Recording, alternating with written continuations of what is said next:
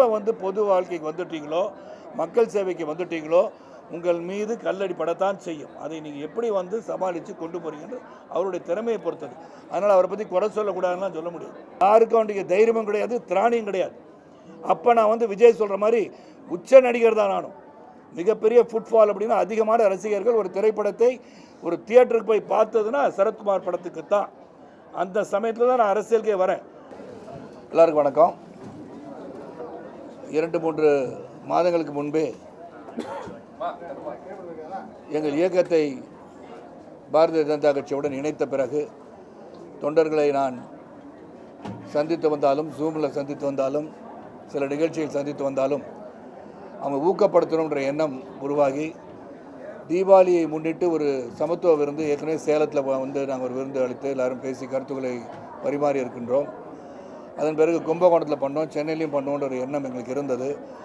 அதன் பிறகு சென்ற மாதமே தீபாவளிக்கு முன்னாடி எதுவும் பண்ணிடலாமான்னு ஐடியா பண்ணிகிட்டு இருந்தோம். அதுக்கு பிறகு அன்பு சகோதரர் எங்களுடைய தளபதியாக கருதப்படுகிற சுந்தர் அவர்கள் உடல்நலம் சரியில்லாத காரணத்தால் சற்று தள்ளி தீபாவளி முடிஞ்சிருச்சு.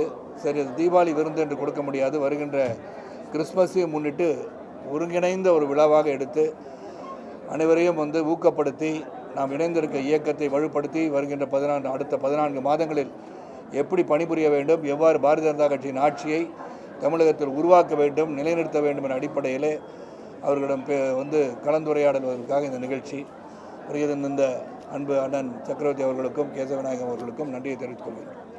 இதுதான் இன்றைய நிகழ்ச்சி. உங்களுடைய கேள்விகளுக்கு பதிலளிக்க காத்திருக்கின்றேன்.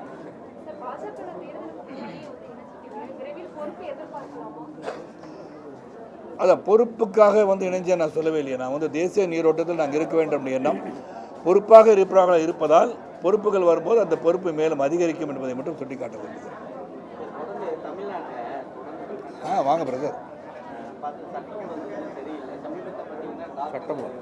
சட்டம்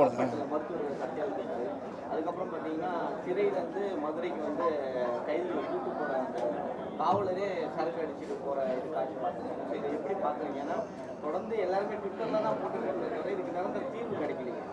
நிரந்தர தீர்வு அப்படின்னு சொல்லும்போது நீங்கள் வந்து முதல்ல சொன்னது வந்து மருத்துவரை தாக்கியது. விக்னேஷ் என்பவர் அவங்க தாயார் பிரேமாவுக்கு சரிவர மருத்துவ உதவி செய்யவில்லை என்ற அடிப்படையில் ஒரு மன அழுத்தத்துடன் பாலாஜி என்கிற மருத்துவரை வந்து தாக்குறார். முதல்ல அது தாக்குவது வந்து குற்றமாக தான் நான் பார்க்குறேன். அது தவறு. எந்த ஒரு நிலைமையாகவும் எடுத்துரைக்கின்ற இடங்கள் இருக்கிறது.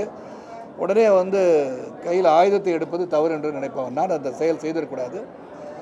ஏன்னா என்னை பொறுத்த வரைக்கும் நோபலஸ்ட் ஆஃப் ப்ரொஃபஷன் ஆங்கிலத்தில் சொல்லுவோம்.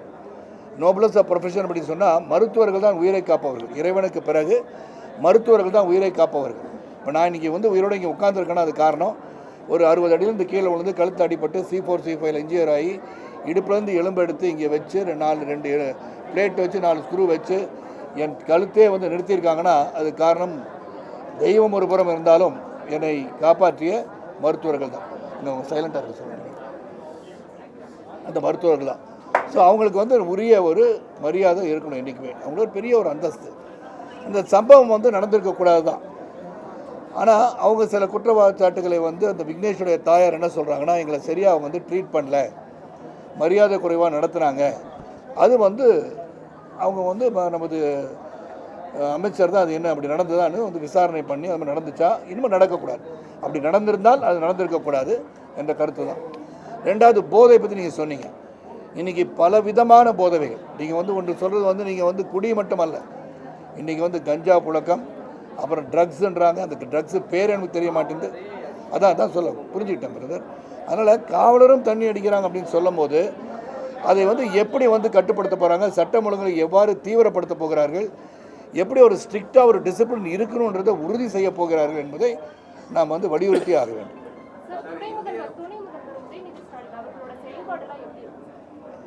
துணை முதல்வர் இப்போ தான் வந்திருக்காங்க. செயல்பாடு எப்படி இருக்குன்னு சொன்னால் அவர் என்ன செஞ்சுருக்கான்னு சொன்னால் செயல்பாடை பற்றி சொல்லலாம். இந்த மாதிரி அறிவிச்சார், இதை செய்கிறேன்னு சொன்னார், இதை செஞ்சு முடிச்சிட்டாரு, ஆனால் சில குறை இருக்குன்னு சொன்னால் அந்த குறையை பற்றி நான் எடுத்து சொல்லலாம்.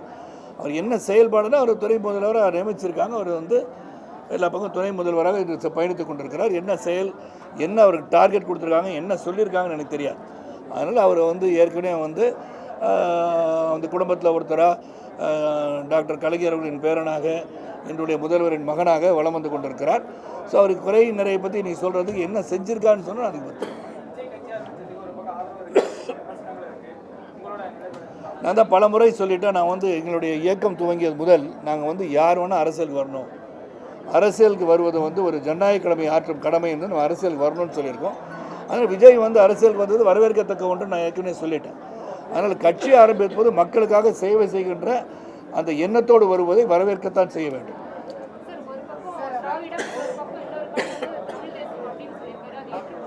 கண்டிப்பாக ஏற்றுக்கொள்ள முடியாது. ஏதாச்சும் ஒன்று கொள்கை அடிப்படையில் வந்து அவர் நான் விமர்சிக்க விரும்பலை.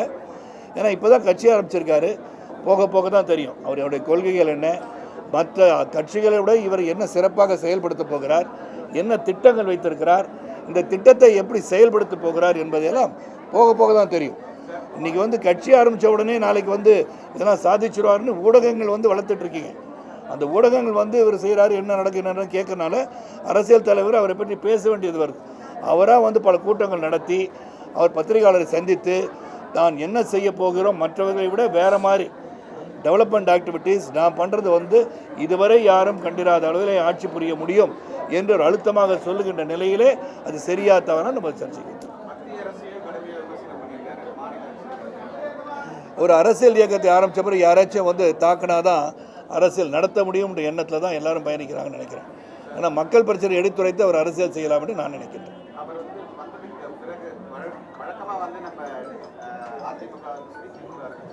ஒரு 6 மாச காலம் தேர்தலுக்கு முன்னாடி தான் தேர்தல் பணிகள்லாம் தொடர்ந்து செய்வாங்க. இப்போ ஆளுங்கட்சி 2 வருஷத்துக்கு முன்னாடியும் எதிர்கட்சி ஒரு 18 மாசத்துக்கு முன்னாடியும் தேர்தல் பணிகளை 2026 அந்த கட்சி ஆரம்பிக்கிறதுக்கு முன்னாடி தான் அவங்க தேர்தல் போய் ஆரம்பிச்சிட்டாங்க தான் நீங்களே சொல்கிறீங்களா? நீங்கள் அவர் ஆரம்பித்த பிறகு ஆரம்பிக்கலையே, 18 மாதம் 2 வருஷத்துக்கு முன்னாடி ஆரம்பிச்சிட்டாங்கன்றீங்களா? கட்சி அறிவித்த உடனே தேர்தல் பணிகள்லாம் ஸ்டார்ட் பண்ணுறாரு. நாங்கள் ஒரு மாற்றம், அதாவது ஒரு வியூகம் வழக்கும் போது இப்போ வந்து எங்களுடைய மாநில தலைவர் அண்ணாமலை அவர்கள் இன்னொரு 15 நாள் 20 நாள் வந்துட போகிறாங்க. இருந்தாலும் இங்கே உறுப்பினர் சேர்க்கை ஒரு திட்டமாக வகுக்கப்பட்டு இங்கே ஒரு குழு அமைத்து எச்ராஜா அவர்கள் தலைமையில் ஒரு குழு அமைத்து அந்த குழு சிறப்பாக செயல்படும் போது எங்களுக்கெல்லாம் வந்து ஒன்றே ஒன்று தான், வருகின்ற அடுத்த 14 மாதத்தில் சிறப்பாக செயல்பட்டு பாரதிய ஜனதா கட்சி ஆட்சியில் அமர்த்த வேண்டும். இது வந்து விஜய் கட்சி ஆரம்பித்ததனால் ஏற்பட்டதல்ல, கட்சிக்குன்னு ஒரு பணி இருக்கிறது. நம்ம மக்களுக்காக எடுத்து சென்ற செய்தியை சிறப்பாக சென்றடைய செய்ய வேண்டும் என்று சொன்னால் பிரயாணம் இருக்கணும், பிரச்சாரம் இருக்கணும், அதுக்கெல்லாம் தயார்படுத்தி கொண்டிருக்கின்றோம். அதனால் இந்த தயார் பண்ணுவது வந்து விஜய் கட்சி ஆரம்பித்ததால் இல்லை, அவங்க வியூகம் வச்சுருப்பாங்க, செயல்படுத்தும் போது அவர் ஆரம்பித்தோன்னு பண்ணுற மாதிரி தெரியலாம்.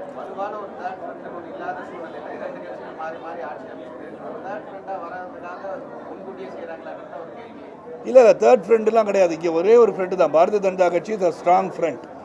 அந்த ஃப்ரெண்டு வந்து ஆட்சி அமைக்கும் என்பது எனக்கு தெளிவாக எனக்கு தெரியுது.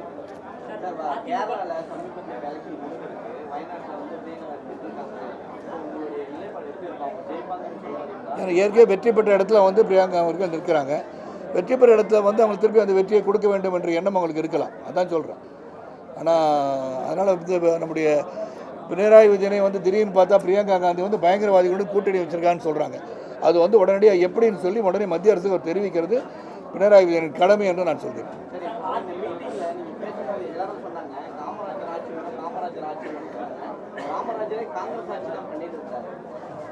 அவங்க காமராஜர் ஆட்சி வேணும்னு சொல்லலை.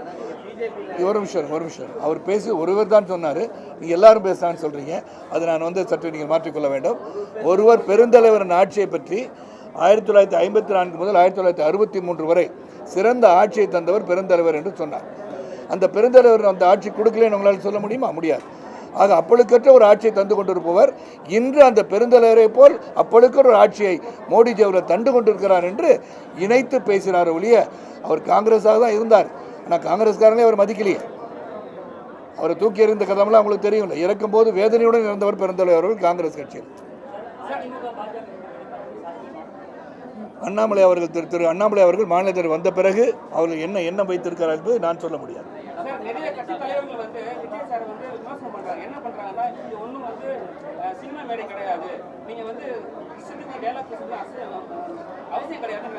முன்னாடி பேசாமல் இருக்க சொல்லி நான் வந்து சொல்லணுமா அத்தனை இன்னும் ஃபர்ஸ்ட் டைம் இந்த மாதிரி பேசிட்டு இருக்கீங்க, சொல்ல பஸ்.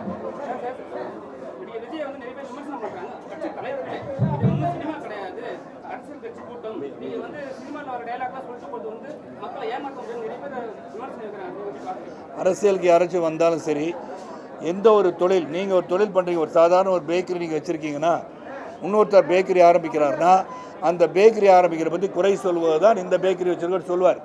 அதே போல் நீங்கள் எப்போ வந்து பொது வாழ்க்கைக்கு வந்துட்டீங்களோ, மக்கள் சேவைக்கு வந்துட்டீங்களோ, உங்கள் மீது கல்லடி படத்தான் செய்யும். அதை நீங்கள் எப்படி வந்து சமாளித்து கொண்டு போகிறீங்கன்னு அவருடைய திறமையை பொறுத்தது. அதனால் அவரை பற்றி குறை சொல்லக்கூடாதுன்னு சொல்ல முடியாது. மக்கள் வந்து இப்போ வந்து அரசு மருத்துவமனை மட்டும்தான் வந்து சொல்கிறாங்க, சரியான ட்ரீட்மெண்ட் கிடைக்க மாட்டேங்குது, உள்ளே போனாலும் எங்களை அசிங்கப்படுத்துறாங்க. நீங்கள் இப்போ சொன்னீங்க இந்த மாதிரி நடத்துறது அவர் தான், ஆனால் இருந்தாலும் வந்து நடக்கக்கூடாதுன்னு சொன்னீங்க. ஆனால் இது வரைக்கும் இன்னும் நிறைய மக்கள் வந்து அதில் அடிபட்டும் குறைப்பட்டும் மனநல பாதிக்கப்பட்டு தான் இருக்காங்க. அதை எப்படி பார்க்குறீங்க? அதாவது இது எதை சுட்டி காட்டுதுன்னா, தனியார் மருத்துவமனைக்கு ஈக்குவலாக நம்ம வந்து கவர்மெண்ட் ஹாஸ்பிட்டல்ஸை உருவாக்கணுன்றது கருத்து செல்ல தெளிவாக தெரியுது. ஏன்னா இப்போ வந்து நான் நேற்று கூட கேட்டுட்டு இருந்தேன், ஸ்கேனிங் எம்ஆர்ஐ இதெல்லாமே சில சமயம் 2 மாத காலம் வெயிட் பண்ண வேண்டிய சூழல் வந்து அரசு மருத்துவமனையில் இருக்குன்றாங்க. அதுக்கு வந்து பதில் சொல்ல வேண்டியது வந்து அண்ணன் மா சுப்பிரமணியன் அவர்கள் தான். ஆனால் அந்த நிலைமை வராமல் எப்படி வந்து தனியார் மருத்துவரை நம்பி மக்கள் செல்கிறார்களோ அந்த நிலைமை அரசு மருத்துவமனைக்கு உருவாக வேண்டும் என்று நினைப்பவன் நான். அது அப்படி இருந்தால் தான் நல்லா இருக்கும்னு நான் நினைக்கிறேன்.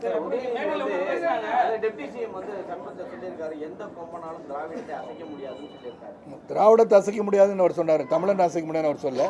அவரே கன்ஃபியூஷனில் இருக்கார். திராவிடம் என்ன தமிழன் என்னன்னு அவருக்கு தெரியல. என்னை பொறுத்த வரைக்கும் முதல்ல அரசியல் நாகரிகத்துடன் பேச வேண்டும் யாராக இருந்தாலும். அதாவது இந்த வார்த்தைகள்லாம் பார்க்கும்போது வருங்காலத்தில் உள்ள இளைஞர்கள் இப்படி பேசினா தான் அரசியல் பண்ண முடியும், இந்த மாதிரி வார்த்தைகள் பயன்படுத்தால் நல்லா இருக்கணும்னு சொல்கிறாங்க இல்லையா. எப்படி வந்து நமது மாண்பு முதலமைச்சர் அவர்கள் எடப்பாடி அவர்கள் என்ன எதிர்கட்சி தலைவராக இருந்தாலும் ஒரு தமிழகத்தை ஆண்ட ஒரு முதல்வராக இருப்பவரை கற்பாம்பூச்சி போலன்றாங்க. இது வந்து setting a wrong example a president to the people of the state and the country. அரசியல் வந்து நாகரிகமாக இருக்கணும். இதே வந்து பெருந்தலைவர் வந்து கலைஞர் அவர்களும் சரி, எம்ஜிஆர் அவர்களும் சரி ஒரே மேடையில் அமர்ந்திருக்கும் போது எதிரும் புதிருமாக இருந்தபோதே நல்ல அளவலாவி சிரித்து பேசி கொண்டிருந்த காட்சியை நீங்கள் பார்த்துருப்பீங்க. ஸோ அரசியல் நாகரிகத்தை கடைபிடிக்க வேண்டிய கருத்து ஒன்று இருக்கிறது. அதனால் ஒருவரை பற்றி சொல்வது தாக்குவது இதெல்லாம் வந்து தவறு நான் நினைக்கிறேன். அரசியல் ரீதியாக அவங்க தாக்கிக்க வேண்டியது. ஸ்டேஜில் பேசும்போது என்ன சொன்னாங்கன்னா, சார் சொன்னாங்க சத்மா சார் கூட பிஎம் ஆக்கிடலான்னு. ஆமாம், ஜஸ்ட் ஒரு எம்எல்ஏவை கூட கவுன்சிலரை கூட எம்எல்ஏ ஆக்க முடியாத நிலைமையில் இருக்காங்க. ஏன்னா அவங்க சீட்டு கிடைத்தே பெரிய விஷயம். இது வந்து சாத்தியமா சார்? உலகத்தில் எல்லாமே சாத்தியம். எது சாத்தியம் இல்லைன்னு சொல்ல முடியுமா? எஃபர்ட்ஸ் நம்ம ஃபெயில்னு சொல்லியிருப்பாங்க. நான் சைக்கிளில் வந்து பேப்பர் போடும்போது நான் என்ன நினச்சேன்னா, புரட்சி தலைவர் எம்ஜிஆர் போல் வந்து சினிமாவில் வரணும்னு நினச்சேன். அந்த உயரத்துக்கு எட்டாவிட்டால் கூட நான் நினைத்ததை சாதித்தேன் அல்லவா. ஆக உங்களுக்கு உழைப்பு, உறுதி, நேர்மை, நியாயம், தர்மம் என்று இருந்தால் அந்த உழைப்புக்கு வெற்றி என்னைக்காச்சும் வரும். வெற்றியோட இலக்கு உயரமாக வச்சாதான் அதை அடைய முடியும். இலக்கே இல்லாமல் பண்ண முடியாது. ஆக நீங்கள் இன்றைக்கி எம்எல்சியாக வரல, எம்எல்ஏ வரலன்னா அப்போ திராவிட முன்னேற்ற கழகம் கட்சி ஆரம்பிச்ச உடனே வந்துட்டாங்களா? இல்லை, வந்த உடனே வந்துட்டாங்களா? ஏடிஎம்கே கட்சி ஆரம்பிச்ச உடனே வந்துட்டாங்க. எல்லாருமே தான். மாயத்தேவர் நின்னார், எம்பிசியில் ஜெயித்தாங்க, அதோட பரபரப்பாச்சு, கட்சி வந்துச்சு. எல்லாருமே ஒரே நாளில் எல்லாம் ஜெயிச்சிட முடியாது. ஸோ பாரதிய ஜனதா கட்சியை பார்த்தீங்கன்னா திராவிட முன்னேற்ற கழகமாக இருந்தாலும் சரி, அனைத்து இந்த அண்ணா திராவிட முன்னேற்ற கழகமாக இருந்தாலும் சரி, படிப்படியாக வாக்கு சதவீதம் குறைந்து கொண்டிருப்பதை தெளிவாக நீ பார்க்கலாம். நீங்கள் வந்து அண்மையில் பார்த்தீங்கன்னா அவங்க வந்து 36 இருந்தாங்க, இவர் வந்தாங்க, இப்போ 26 டிஎம்கே தெரியுது, கணிப்பு சொல்கிறார். இவங்க 20க்கு வந்துட்டாங்க.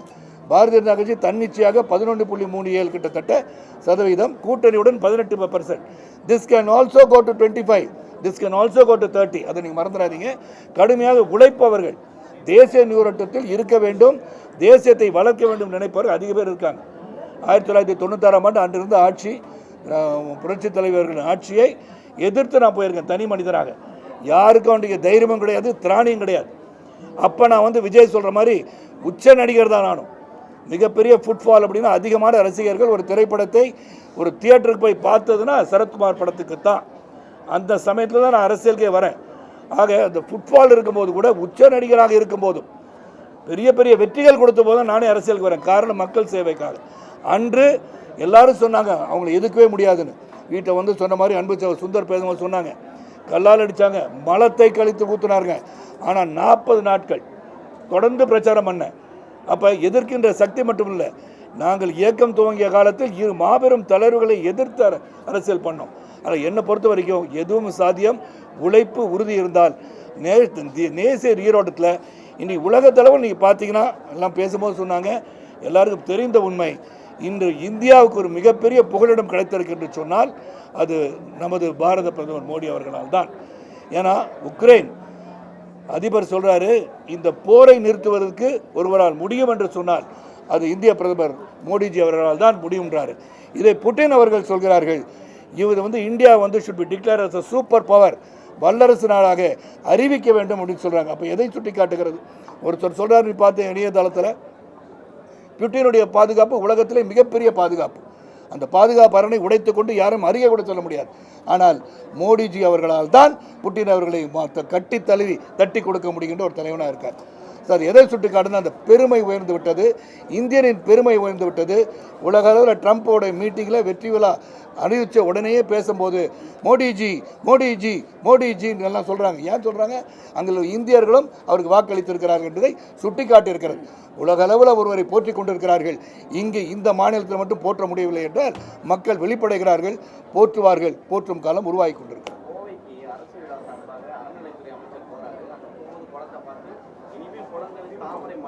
அவர் வந்து ஆகாய தாமரையும் கன்ஃபியூஸ் பண்ணிக்கிட்டார். ஆகாய தாமரை வந்து அகற்றப்பட வேண்டிய ஒன்று. அவர் ஆகாய தாமரை வந்து நிறையா கிடக்குது. நானே சட்டமன்றத்தில் சொன்னேன், இந்த ஆகாய தாமரையில் அகற்றினா தான் தண்ணீர் நல்லாயிருக்கும், மீன் வளர்ச்சிக்கு நல்லாயிருக்கும், பெருக்கம் கூட பெருக்கம் நடக்கும்னு சொன்னேன். அவர் ஆகாய தாமரையோட வார்த்தையை விட்டுட்டார். அவர் தாமரைன்றது மலர்ந்துருச்சு, மேலும் சிறப்பாக மலரணும். அது வந்து சிறப்பாக மலரக்கூடாதுன்னு சொல்லியிருக்கலாம்னு நினைத்தேன். ஆனால் அவர் வந்து ஆகாய தாமரை தான் சுட்டி காட்டியிருப்பார். அவரை மன்னித்து விடுங்க. தமிழக வெற்றி கழகத்தினுடைய தீர்மானங்கள்ல இலங்கை மீனவர்கள் சிறைப்பிடிப்பு விவகாரத்தில் மத்திய அரசு ஒழுங்காக வலியுறுத்தி. ஆமாம், அது வந்து இப்போ தானே அவருக்கு தெரியுது. ஏன்னா இலங்கை வந்து ஃபஸ்ட்டு அவர் வந்து 12 நாட்டிக்கல் மைல்ஸ் மேலே நம்ம கடல் கடந்து போகக்கூடாது.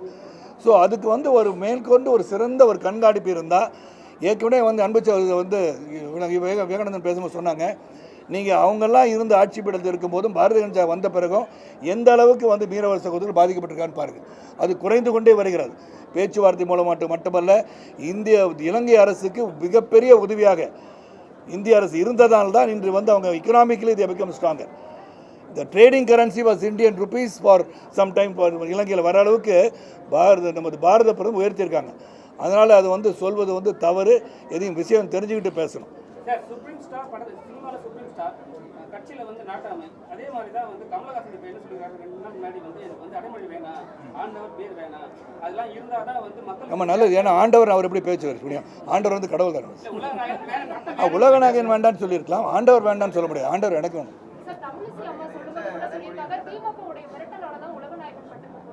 அது எனக்கு தெரியாது. அந்த மிரட்டலை பற்றி எனக்கு தெரியாது. தெரிஞ்சதை பற்றி நான் பதில் சொல்லுவேன்.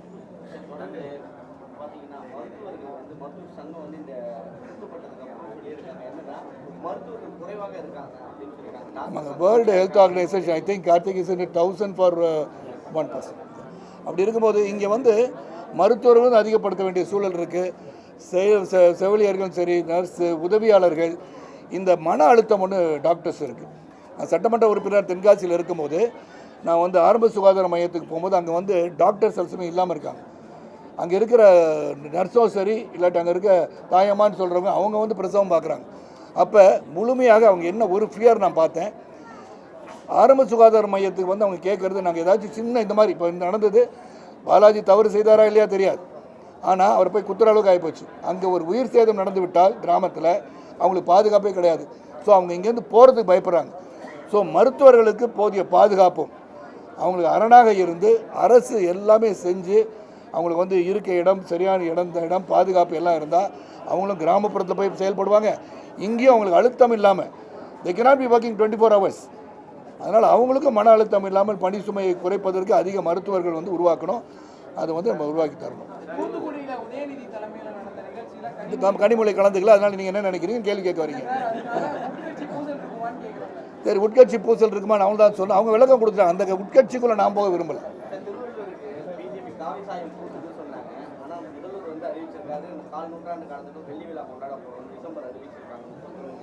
அதாவது மக்களுக்கு என்ன வேணும், மக்கள் பிரச்சனை என்ன, அவங்களுக்கு என்ன பண்ணலாம், என்ன மாதிரி திட்டங்கள் தீட்டலான்னு போகும்போது இதே பேசிட்டு இருக்கிறத விட்டுட்டு முற்போக்கு சிந்தனையுடன் தொலைநோக்கு சிந்தனையுடன் திட்டங்களை தீட்டி செயல்பட்டால் நல்லாயிருக்கும்.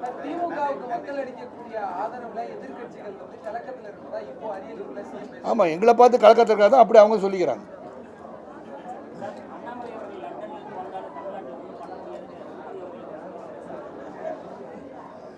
அது அந்த பயத்தில் தாங்க சொல்கிறது. எப்போ வந்து பயம் வரும்னா, எப்போ இந்த மாதிரி பிதற்றல் வரும்னா, ஒருத்தர் வரும்போது பயம் வருதுல்ல, அதனால் உடனே பயந்து அது சொல்லிடுறது தான்.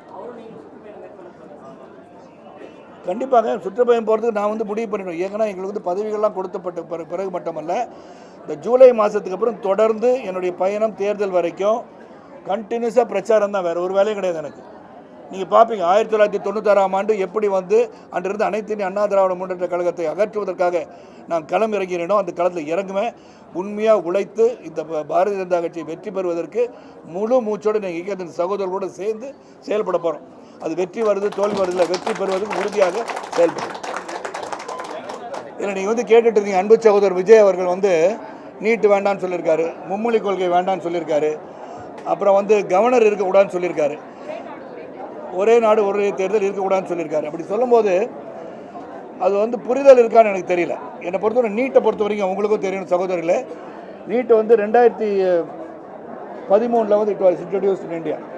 2018 தமிழ்நாட்டில், நீங்கள் 2018 வந்து தமிழ்நாட்டில் 39.56, 2019 48.50, 2020 57.44. நீட் தேர்தலில் பார்த்தீங்கன்னா தொடர்ந்து தமிழகத்தில் மட்டும் 2024 36,330 பேர் தமிழ் வழியில் நீட் தேர்வை எழுதியுள்ளனர். தமிழ் வழியில் எழுதினாங்கன்னா it all people are from the government schools. CBSE ஸ்கூலில் இருக்கிறவங்க மட்டும் எழுதலை, தமிழ் பயின்று கொண்டு இருக்கின்ற மாணவர்கள் எழுதுகிறாங்க.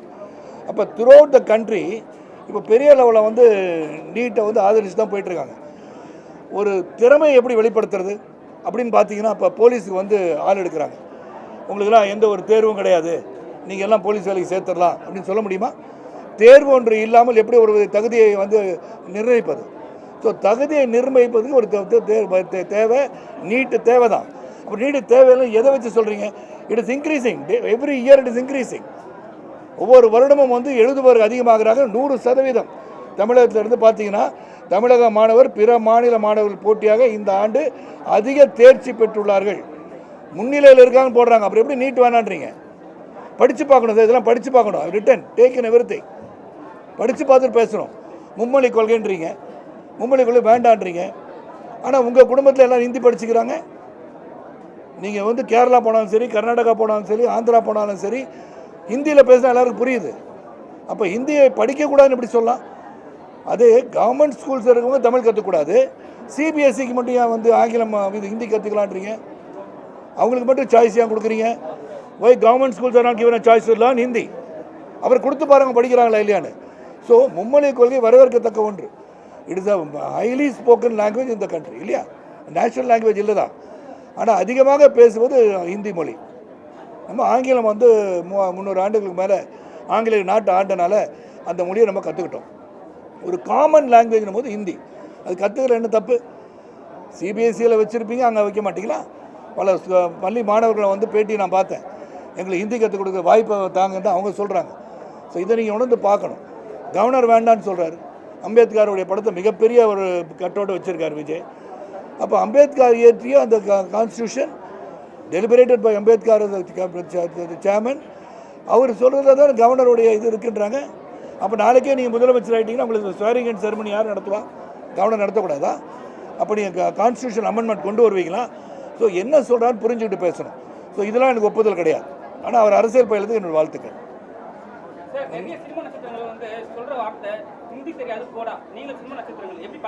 நான் வந்து ஹிந்தி தெரியாது போடான்னு சொல்கிறவங்களுக்கும் ஹிந்தி கற்றுக்குங்க வாங்க அப்படின்னு சொல்லணும்.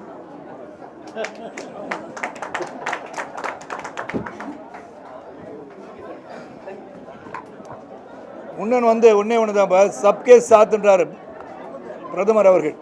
அனைவரையும் ஒன்றுபடுத்தி ஒற்றுமையுடன் செயல்பட வேண்டும். சமத்துவ கொள்கைக்கும் ஒற்றுமைக்கும் சம்பந்தம் உண்டு.